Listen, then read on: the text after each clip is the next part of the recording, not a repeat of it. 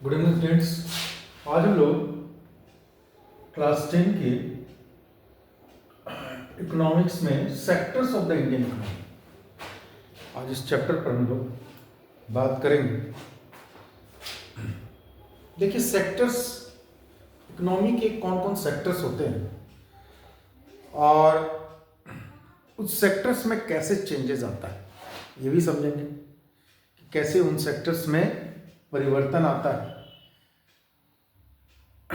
देखिए, पहले हम लोग पढ़ेंगे सेक्टर्स कौन कौन होते हैं। तो किसी भी कंट्री के इकोनॉमी में 3 सेक्टर आपको देखने को मिलते हैं। पहला हो गया आपका प्राइमरी सेक्टर। दूसरा हो गया सेकेंडरी। तीसरा हो गया service sector. Primary, secondary, service, ये 3 सेक्टर्स होते हैं। प्राइमरी, सेकेंडरी और सर्विस सेक्टर को टर्शरी सेक्टर भी कहा जाता है। अब देखिए, ये तीनों सेक्टर्स जो है किसी कंट्री में, ये तीनों सेक्टर में कोई सेक्टर बहुत आगे रहता है, कोई सेक्टर बहुत पीछे रहता है, या कंट्री के ही अंदर कभी कोई सेक्टर आगे था, फिर कोई सेक्टर दूसरा पीछे हो गया। इस तरह के परिवर्तन होते रहते हैं। अब हम लोग पहले पढ़ेंगे कि कौन से सेक्टर में क्या आता है। जैसे प्राइमरी सेक्टर, देखिए प्राइमरी सेक्टर जो है उन सेक्टर को कहते हैं जिसमें जिसको हम नेचर से डायरेक्ट लेते हैं। जैसे हो गया आपको एग्रीकल्चर जो होता है वो आपका प्राइमरी सेक्टर होता है। फिशरीज हो गया आपका प्राइमरी सेक्टर में आता है। माइनिंग हो गया प्राइमरी सेक्टर में आता है। इसी तरीके से जो हम डायरेक्ट नेचर से लेते हैं, या आपको एनिमल हस्बेंड्री, पशुपालन जो हो गया, वो आपको प्राइमरी सेक्टर में आता है। माने जितने जो सेक्टर जिसको हम डायरेक्ट नेचर से लेते हैं वो प्राइमरी सेक्टर में आता है, नेचर से डायरेक्ट रिलेटेड रहता है। जैसे माइनिंग में मैंने आपको कोयला का खान है, वहां से निकाला, उपयोग किया, खेती किया, उससे आदमी जमीन से आलू उगाया, उपयोग कर रहा है, या आपको क्रॉप्स उगाया हो। इस तरीके से ये जो है ये आपको प्राइमरी सेक्टर, मैंने डायरेक्ट नेचर से हम लोग, फिशरीज हुआ, जो मछली पालन होता है वो डायरेक्ट नेचर से रिलेटेड है। तो इस तरीके से ये सेक्टर जो है प्राइमरी सेक्टर में आता है। दूसरा हो जाता है सेकेंडरी सेक्टर। सेकेंडरी सेक्टर में आता है वो सेक्टर होता है जो जिस सेक्टर में हम प्राइमरी की चीजों को लेकर उसको हम उपयोग करते हैं, वो सेकेंडरी। जैसे सेकेंडरी सेक्टर में जैसे आता है इंडस्ट्री। अब देखिए, इंडस्ट्री को हम सेकेंडरी सेक्टर क्यों करते हैं और कैसे प्राइमरी सेक्टर का उपयोग होता है। मान लीजिए हमने और हम इस सेकेंडरी सेक्टर में किसका उपयोग करते हैं, जो नेचर से ही डायरेक्ट लिया जाता है। जैसे बॉक्साइट हुआ, कोयला हुआ, उसको क्या हुआ, इंडस्ट्री में उपयोग किए, या आप जितना भी आप डेयरी इंडस्ट्री देख रहे हैं, या एग्रो बेस्ड इंडस्ट्री, या फिर आप देख रहे हैं जैसे आपको चीनी उद्योग हो गया, शुगर मिल। तो शुगर मिल में क्या, गन्ना कहां से आता है, आपको एग्रीकल्चर से आता है।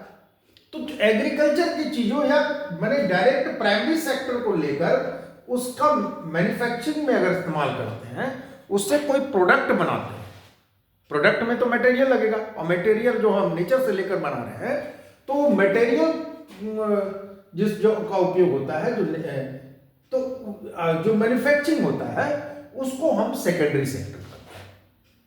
सेकेंडरी सेक्टर में जो है मटेरियल्स का उपयोग होता है और उसको एक अलग आकार दिया जाता है, उसको हम सेकेंडरी सेक्टर। मैंने इंडस्ट्री, आपको जैसे इंडस्ट्री हुआ सेकेंडरी सेक्टर में आता है। अब नेक्स्ट में आता है सर्विस सेक्टर। तो सर्विस सेक्टर का एरिया जो होता है बहुत बड़ा होता है। सर्विस सेक्टर या टर्शरी सेक्टर भी कहते हैं इसको। ये सेक्टर जो है, ये सेक्टर का एरिया काफी बड़ा है, और इस सेक्टर के अंदर आपको आता है जैसे आपको होता है सर्विस सेक्टर में आपको डॉक्टर हो गया, इंजीनियर हुआ या होटल हुआ, ये क्या होता है, पब्लिक को सर्विस प्रदान करते हैं। और ये इस सेक्टर का एरिया दिन पर दिन बढ़ते जा रहा है। जैसे स्विगी जोमेटो, क्या है स्विगी जोमेटो, आप देखते हैं, ब्लिंकिट की देखते हैं, ये क्या है, सर्विस ही तो है, सर्विस प्रदान कर रहा है। बैंकिंग क्या है, आपको सर्विस है। ये आपको क्या, ये चार्टर्ड अकाउंटेंट हुआ, सर्विस हुआ। ये क्या, लोगों को सर्विस प्रोवाइड करते हैं, लोगों को सेवा देती है। और इस सेक्टर का उपयोग जो है दिन पर दिन ज्यादा होते जा रहा है, दिन पर दिन इसका ये बढ़ता जा रहा है। ये सेक्टर आज के डेट में इंडिया में अगर जीडीपी में सबसे योगदान ज्यादा है तो सर्विस सेक्टर का है। लेकिन हम लोग को यह नहीं भूलना चाहिए कि all the three sectors are को रिलेटेड टू ईच अदर। जो तीनों सेक्टर है, ये तीनों सेक्टर एक दूसरे से जुड़े हुए हैं। अगर आपके यहां क्रॉप्स नहीं होगा, चावल नहीं होगा, गेहूं, आपका अनाज सही पूर्वक नहीं होगा, तो क्या ये आपका ब्लिंकिट या जोमेटो सही तरह वर्क कर पाएंगे, जो आपको खाना प्रोवाइड करते हैं, आपको घर पर आपको खाना पहुंचाते हैं? तो हम देख रहे हैं कि ये किसी ना किसी तरह से इनडायरेक्ट रूप पे ये जो है सर्विस सेक्टर जो है एक दूसरे पर डिपेंडेंट है, सेकेंडरी और प्राइमरी सेक्टर पर।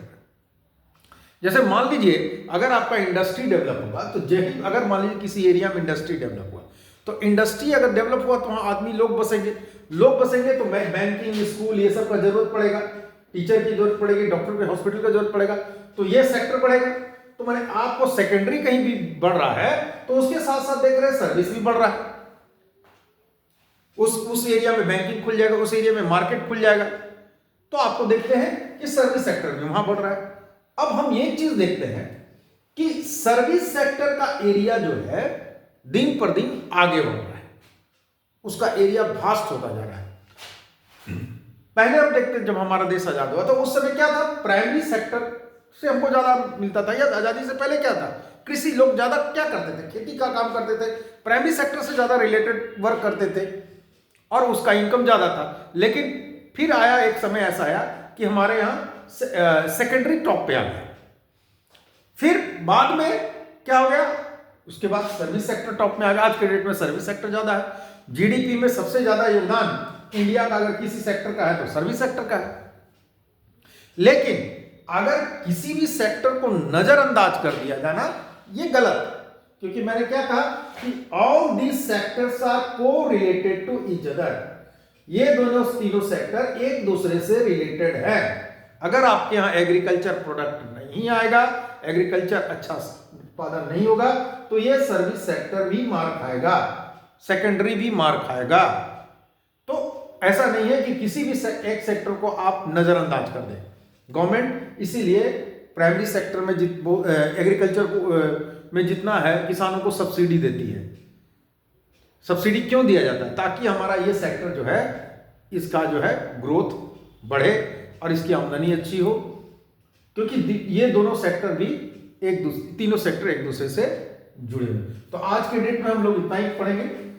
हम लोग प्राइमरी, सेकेंडरी और सर्विस सेक्टर के बारे में जाने कैसे एक दूसरे से ये दोनों तीनों एक दूसरे से रिलेटेड है, इसको भी हम लोग समझे हैं आज। अब नेक्स्ट क्लास में हम लोग दूसरे टॉपिक पर बात करेंगे। Thank you.